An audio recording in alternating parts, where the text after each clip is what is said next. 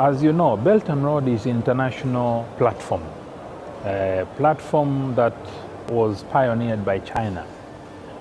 It provides opportunity for connectivity among countries, connectivity of infrastructure, connectivity of trade, connectivity of policy, connectivity of people.